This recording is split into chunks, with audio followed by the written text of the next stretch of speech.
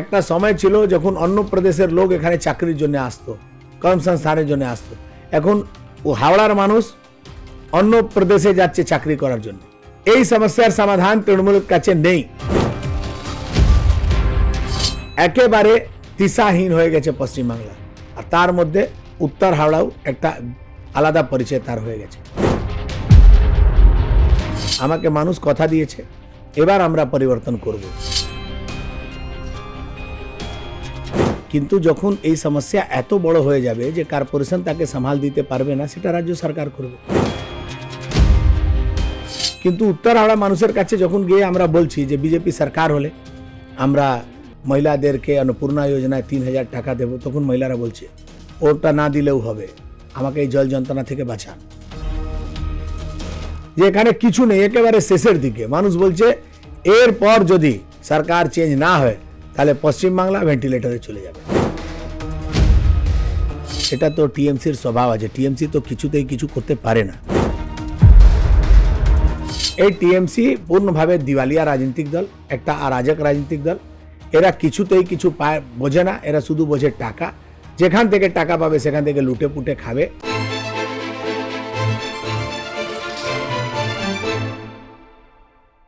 26-এর high voltage নির্বাচন এবং যেখানে 1478 জন প্রার্থীর ভাগ্য নির্ধারণ হবে।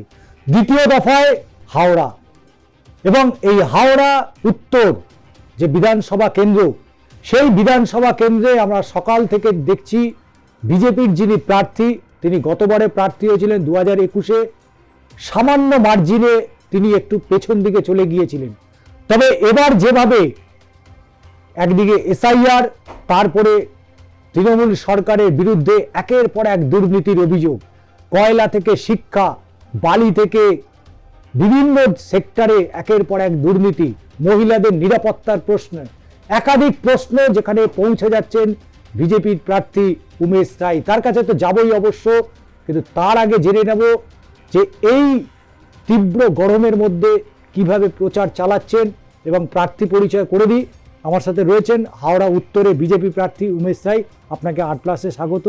এত গরমের মধ্যে প্রচার কিভাবে করছেন এবং কোন কোন সময়টা প্রচারের সময় বেছে নিয়েছেন আপনি? দেখুন, যখন নির্বাচনে দাঁড়িয়েছেন আর মানুষের কাছে যেতে হবে, তাহলে আর গরম শীত আর ভাবতে হবে না। আমি ভোরবেলা বাড়ি থেকে রেডি হয়ে মর্নিং ওয়াকে গিয়ে কিছু কিছু এলাকায় মানুষের সঙ্গে সংযোগ করছি। বিভিন্ন সময় আলাদা দিন আলাদা আলাদা জায়গায় মাঠে যাচ্ছি, গঙ্গার ধারে যাচ্ছি, লোকেদের সঙ্গে সকালবেলা দেখা হচ্ছে, ছেলেদের সঙ্গে একটু খেলা হচ্ছে। তারপরে একটু ফ্রেশ হওয়ার পর, টিফিন করার পর শুরু হয়ে যাচ্ছে ব্যাপক ডোর টু ডোর জনসংযোগ। আমি প্রথমের 1 মাস আমি নিচে পুরো উত্তর হাওড়ায় গলি গলি বাজার সব জায়গায় আমি ঘুরেছি, মানুষের সঙ্গে যোগাযোগ করেছি। এবার লাস্ট 15 দিন ধরে আমি ডোর টু ডোর ক্যাম্পেইন করছি, মানুষের বাড়িতে, হাই রাইজ বিল্ডিংয়ে লোকের বাড়িতে যাচ্ছি, কথা বলছি। এই আমার 1 মাসের এই পুরো জনসংযোগের মধ্যে অনেকগুলো বিষয় আমার চোখের সামনে এসছে, যেটা এখন পর্যন্ত আমার অজানা ছিল। আমিও দেখেছিলাম আপনার মতনই যে স্বচ্ছতা সার্ভেতে সারা ভারতবর্ষ জুড়ে সব থেকে পরিষ্কার পরিচ্ছন্ন শহরের 1 নম্বরে এসেছিল ইন্দোর, আর সেই স্বচ্ছতা সার্ভেতে সব থেকে নোংরা শহরের মধ্যে 1 নম্বরে এসেছিল হাওড়া। আমার মনেও ছিল যে হাওড়া এত নোংরা তো নেই, আমি যে এলাকায় থাকি AC Market, Kings Road, Dobson Road, এত নোংরা নেই যে ভারতবর্ষের সব থেকে নোংরা শহর হতে পারে। কিন্তু এই জনসংযোগের কাজে আমি যখন বাইরে বেরিয়েছি, আমি যখন ফকির বাগান গেছি, আমি যখন ধর্মতলা রোড গেছি, আমি নস্কর পাড়া যখন গেছি, তখন আমি গিয়ে ওখানে দেখেছি ওখানকার মানুষ কি নরকের ভোগ করছে। সনাতন মিস্ত্রি lane R Pilkhana 2nd by লেনের একটা এলাকায় গিয়েছি, দুদিকে দুটা নদীর মতন আছে, একদিকে গোবর, একদিকে আবর্জনা ভর্তি। ফকির বাগানের একটা এলাকায় গেছি, দুটা বিল্ডিংয়ের মাঝখানে 5.5 ফুট পর্যন্ত আবর্জনা ভর্তি আছে, চারিদিকে একই অবস্থা। বৃষ্টি হয়নি, তারপরেও উত্তর হাওড়ায় বিভিন্ন এলাকায় এখনো জল জমে আছে। আমার সোশ্যাল মিডিয়ায় যারা ফলো করে তারা দেখতে পারবেন ফেসবুকে, উত্তর হাওড়ায় বিভিন্ন এলাকায় আজকের ডেটে মানুষের বাড়িতে জল জমে আছে। এই জল যন্ত্রণা থেকে মানুষ পরেশান আছে। এটা একদিনের সমস্যা না, বহুদিনের সমস্যা। কিন্তু সব থেকে আশ্চর্যের বিষয়, যে যিনি আমার টিএমসির বিধায়ক এখানে আবার দ্বিতীয়বারের জন্য যিনি নির্বাচন লড়তে এসছেন ওনার পরিচয় আমি আপনাকে দিয়ে দিই। 2013 সালে উনি কাউন্সিলর নির্বাচিত হয়েছেন। 2013 সালে কাউন্সিলর নির্বাচিত হওয়ার পর উনি 2013 থেকে 18 হাওড়া মিউনিসিপ্যাল কর্পোরেশনের এমআইসি কনজারভেন্সি ছিলেন। 18তে হাওড়া কর্পোরেশনের বোর্ড ভঙ্গ হয়েছে। 18তে উনি অ্যাডমিনিস্ট্রেটিভ বডির সদস্য হয়ে গেলেন এজ এ কাউন্সিলর। 18 থেকে 21 উনি ওই বডির সদস্য থেকে কনজারভেন্সি বিভাগ দেখতেন। 21-এ উনি নির্বাচিত হয়েছেন বম মেরে, বুথ দখল করে, বিল্ডিংয়ের তালা মেরে, লিফটের লাইন বন্ধ করে উনি নির্বাচিত হয়েছেন। নির্বাচিত হওয়ার পর 21 থেকে 26 উনি মমতা ব্যানার্জির আশীর্বাদ প্রাপ্ত সাফাই বিভাগের বিশেষ অধিকারী। এনার নেতৃত্বে হাওড়া হয়েছে ভারতবর্ষের সব থেকে নোংরা শহরের 1 নম্বরে। এই বিষয়টা আপনাকে বুঝতে হবে। জল যন্ত্রণাতে মানুষ ভুগছে। কয়েক সপ্তাহ, কয়েক মাস কয়েকটি এলাকার মানুষ জলবন্দী হয়ে থাকে। এই সমস্যার সমাধান তৃণমূলের কাছে নেই। বর্ষাকালে মুখ্যমন্ত্রী একটা প্রেসে বলেছেন যে আমি উত্তর হাওড়ার জন্য না হাওড়ার জন্য 200 কোটি টাকা দিয়েছি জল নিকাশির জন্য। সে 200 কোটি টাকা কোথায় এসছে আমরা আজ পর্যন্ত দেখতে পাইনি। বা মুখ্যমন্ত্রী মিথ্যা বলেছেন, না ওনার পার্টির নেতারা টাকা চুরি করে খেয়েছে। আশ্চর্য করবেন আপনি, 70 বছরের পলিটিক্যাল ইতিহাসে উত্তর হাওড়ার মানুষের জন্য কোনো এমএলএ, কোনো এমপি একটা কলেজ করেনি, তার ভূমি পূজন পর্যন্ত করেনি। একটা সরকারি হসপিটাল উত্তর হাওড়ায় নেই, একটা স্টেডিয়াম ভালো নেই, একটা ডাম্পিং গ্রাউন্ড নেই, ওয়াটার ট্রিটমেন্ট প্লান্ট ছিল না, এইমাত্র কাজ শুরু হয়েছে। সে কাজের কমপ্লিট হওয়ার কথা মার্চ মাসে, এখন এপ্রিল শেষ হতে চলেছে, কোনো খোঁজ খবর নেই। চারিদিকে হাহাকার। একটা সময় ছিল যখন অন্য প্রদেশের লোক এখানে চাকরির জন্য আসতো, কর্মসংস্থানের জন্য আসতো। এখন ও হাওড়ার মানুষ অন্য প্রদেশে যাচ্ছে চাকরি করার জন্য। একেবারে দিশাহীন হয়ে গেছে পশ্চিমবাংলা। আর তার মধ্যে উত্তর হাওড়াও একটা আলাদা পরিচয় তার হয়ে গেছে। উত্তর হাওড়ায় কুটির উদ্যোগ ছিল, কুটির শিল্প, হজরির কারবার বন্ধের দিকে। যত ছোট ছোট স্মল স্কেল ইন্ডাস্ট্রিজ ছিল, ধর্মতলা রোড, কালী মজুমদার রোড, এই সমস্ত এলাকায় কারখানা প্রায় বন্ধ দিকে আছে, নেই কর্মসংস্থান নেই, চারিদিকে হাহাকার। খাবার জল নেই, জল নিকাশির ব্যবস্থা নেই, হসপিটাল নেই, কলেজ নেই। কোন ইস্যুতে নির্বাচন লড়তে চলেছে টিএমসি?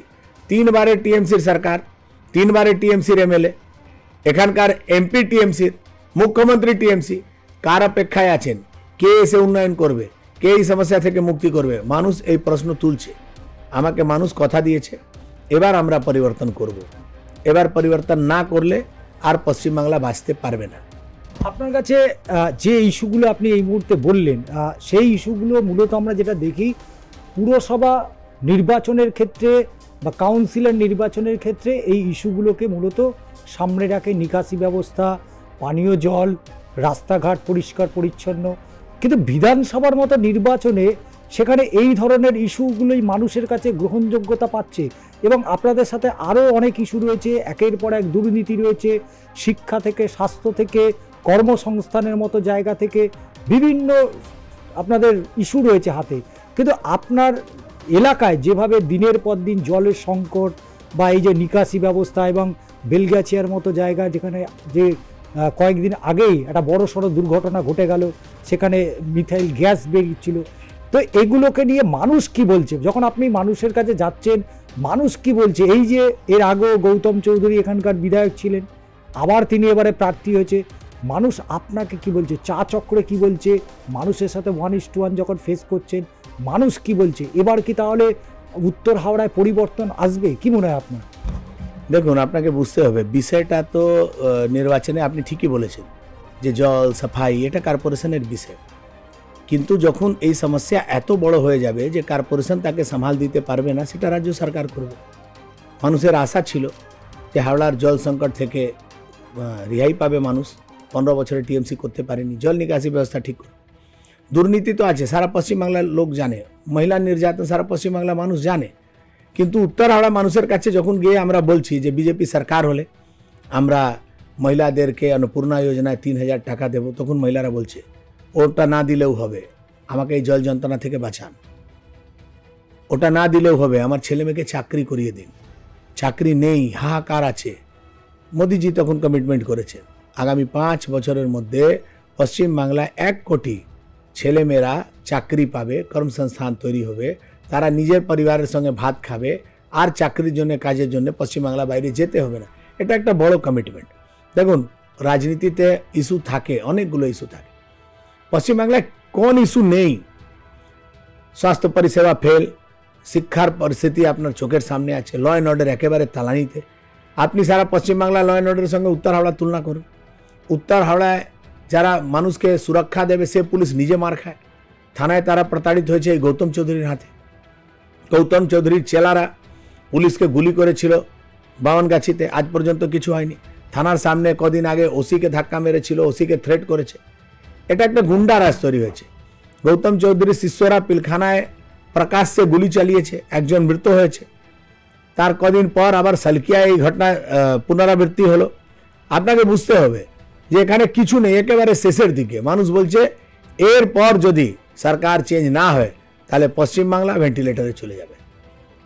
যে হাওড়া সব থেকে পুরনো শহর এবং একেবারে গঙ্গা লাগোয়া, একের পর এক শিল্প, যে সময় বলা যায় যে শিল্পের একটা সবুজ বিপ্লব, সেই হাওড়া যেখানে এক কথায় সারা ভারতবর্ষের মানুষ চেনে, সেই হাওড়ায় দীর্ঘদিন কাউন্সিলর নেই।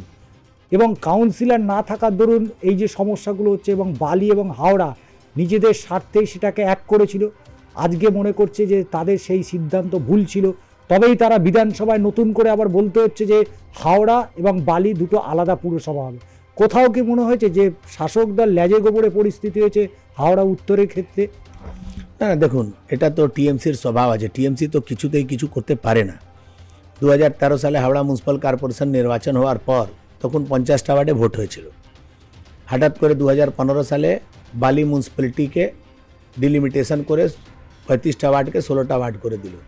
করে তাকে নির্বাচন করে 16টার মধ্যে 16টা গায়ে জোরে জিতে হাওড়া কর্পোরেশনের সঙ্গে যুক্ত করলো। সেই 16টা ওয়ার্ডে একটা বড় অফিস করতে পারিনি, তাদেরকে ভালো করে হাওড়ার সঙ্গে মার্জ করতে পারিনি, সেখানকার মানুষকে নাগরিক পরিষেবা দিতে পারিনি। সে দেখতে দেখতে 18 চলে আসলো, 18 থেকে 21 এসছে। যখন 21 এসছে তখন ফিরহাদ হাকিমকে বালির লোক ধরে প্রশ্ন করলো যে আপনি আমাদেরকে কি করলেন? আমরা তো মিউনিসিপ্যালেই ভালো ছিলাম, আপনি কর্পোরেশনে দিয়ে আমাদের ট্যাক্স বাড়িয়ে দিলেন, আমরা কোনো পরিষেবা পাচ্ছি না। তখন ফিরহাদ হাকিম বলেছিলেন যে আমরা টিএমসি জিতলে আমরা আবার বালিকে মিউনিসিপ্যালিটি করে দেব। একটা আমাদের আছে, একটা গল্প ছিল, সেখানে একটা আশীর্বাদ দিয়েছিল, একটা মূষককে বাঘ করেছিল আশীর্বাদ করে। ওই বাঘ যখন ওই সাধুকে খেতে এসছে তখন সাধু আবার জল নিয়ে তাকে আশীর্বাদ বা শ্রাপ করেছে, পুনঃ মূষক ভব।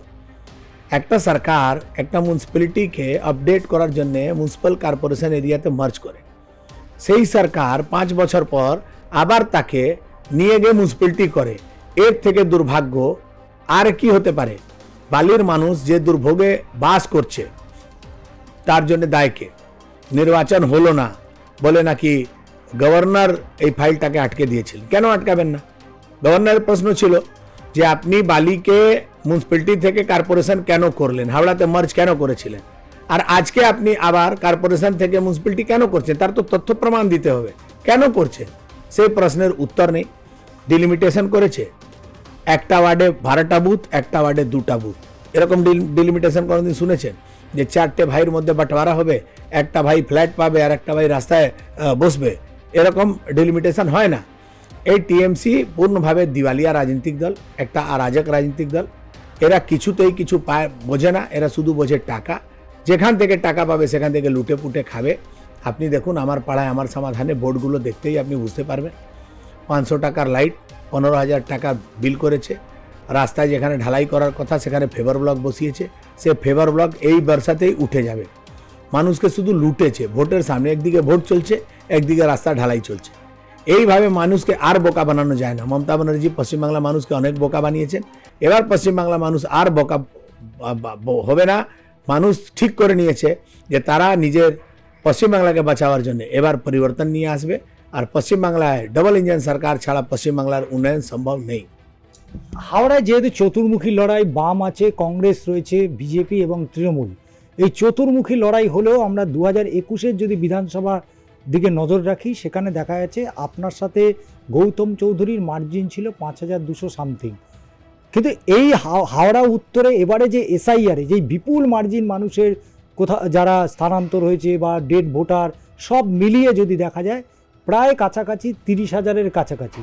তো সেই জায়গায় দাঁড়িয়ে আপনার জেতার ব্যাপারটা প্রায় অনেকটা নিশ্চিত হিসাবে বলা যেতে পারে। যদি এক্ষেত্রে আপনি এখানকার বিধায়ক হয়ে এলেন, তাহলে হাওড়ার যে সমস্যাগুলোর কথা বলছেন, যা মানুষের পুরসভার ক্ষেত্রে যেটা হয়ে থাকে যে সমস্যাগুলো, সেটা বিধানসভার মতন এটা আমার নির্বাচন যেখানে এই ইস্যুগুলো প্রধান গুরুত্ব পাচ্ছে, তাহলে সেই মানুষগুলোর জন্য এই সমস্যাগুলো কিভাবে সমাধান করতে চাইছেন এবং আগামী দিনে কতটা স্বচ্ছতার সাথে সেই সমাধান হবে? দেখুন, আমি আমার জনগণের কাছে, যারা আমার ভোটার, তাদের কাছে কিছু কমিটমেন্ট করেছি। ভারতীয় জনতা পার্টি পশ্চিমবাংলায় সরকার হলে আমরা 1 বছরের মধ্যে উত্তর হাওড়া মানুষের বাড়িতে শুদ্ধ পানীয় জল পৌঁছে দেব। 2 বছরের মধ্যে আমরা উত্তর হাওড়া একটা টেকনিক্যাল কলেজ করব, একটা 100 বেডের হসপিটাল করব। 3 বছরের মধ্যে মাস্টার প্ল্যান তৈরি করে হাওড়ার জল নিকাশি ব্যবস্থাকে ঠিক করব। জল জমাও থেকে উত্তর হাওড়ার মানুষ মুক্তি পাবে। আমার স্বপ্ন আছে, যে স্বপ্ন আমি উত্তর হাওড়ার সমস্ত মানুষকে দেখাতে চাই। হাওড়া স্টেশন সংলগ্ন, হাওড়া স্টেশন হচ্ছে হেরিটেজ আর হাওড়া ব্রিজ হচ্ছে ঐতিহাসিক। হাওড়া ব্রিজ আর হাওড়া স্টেশনের মাঝখানে Kolkata bus stand, CTC bus stand, Digha bus stand, Howrah bus stand, এই পুরো সংলগ্ন এলাকা একেবারে জীর্ণ শীর্ণ অবস্থায় আছে। আমি মানুষকে কথা দিয়েছি, আমার স্বপ্ন পূরণ করাতে আপনারাও সহযোগিতা করুন। ওয়ার্ল্ড ক্লাস বাস টার্মিনাল করব। যারা রাস্তায় বসে রোজগার করে, হকাররা, যারা রোজ টিএমসি নেতাকে টাকা দেয়, পুলিশকে টাকা দেয়, রোজ প্রতারণাতে যেতে হয়, টিএমসি মিছিলে হাঁটতে হয়, সমস্ত লোককে পার্মানেন্ট স্টল দিয়ে তাদের জীবন সুরক্ষিত করব।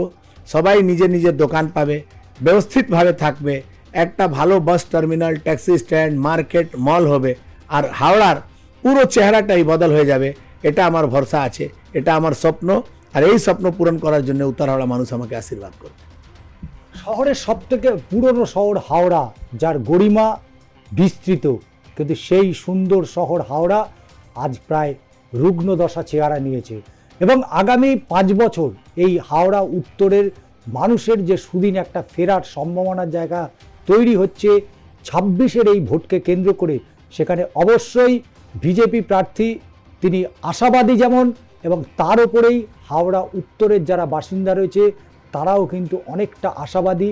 তাদের প্রিয় বিধায়ক তিনি যদি এখানে নির্বাচিত হন, তাহলে দীর্ঘদিনের যে সমস্যাগুলো একেবারে পুরসভা কেন্দ্রিক, কিন্তু সেই সমস্যাগুলোকেই প্রথম মেটাতে চাইছে হাওড়া উত্তরের বাসিন্দারা। এবং সে জায়গায় বিজেপি প্রার্থী তিনি আশ্বস্ত করেছেন, তিনি এবারে নির্বাচিত হলে হাওড়ার যে দীর্ঘদিনের সমস্যা, সেই সমস্যা তিনি সম্পূর্ণ সমাধানের পথে নিয়ে যাবেন। এবং শুধু তাই নয়, হাওড়ার মতো জায়গায় যেখানে শিল্প অঞ্চলের একটা শব্দ এখন শোনা যায় না, সেই হাওড়ায় শিল্প, হসপিটাল, শিক্ষা, মানুষের দৈনন্দিন জীবনের 3টি গুরুত্বপূর্ণ চাহিদার একটা স্বপ্ন পূরণের দিকেই এগোচ্ছে। তবে আর যেতে যেতে আরও একটা কথা জানিয়ে যাই, হাওড়া পুরসভার এলাকায়, বিশেষ করে হাওড়া উত্তরে এসআইআরে যেভাবে নাম বাদ চলে গিয়েছে, তাতে করে নিশ্চিতভাবে বলা যেতে পারে তৃণমূল কংগ্রেসের প্রার্থী গৌতম চৌধুরী তিনি যে 2021-এর ভোটে জয়লাভ করেছিলেন, তার থেকে অনেক ভোটে তিনি পিছিয়ে রয়েছেন। তাই স্বাভাবিকভাবেই তার এই কড়া চ্যালেঞ্জকে আরও একবার চ্যালেঞ্জের মুখে ফেলে দিচ্ছেন বিজেপি প্রার্থী উমেশ সাই। চিত্র সাংবাদিক সুদীপের সাথে ষষ্ঠী চট্টোপাধ্যায়ের প্রতিবেদন, আর প্লাস নিউজ, কলকাতা।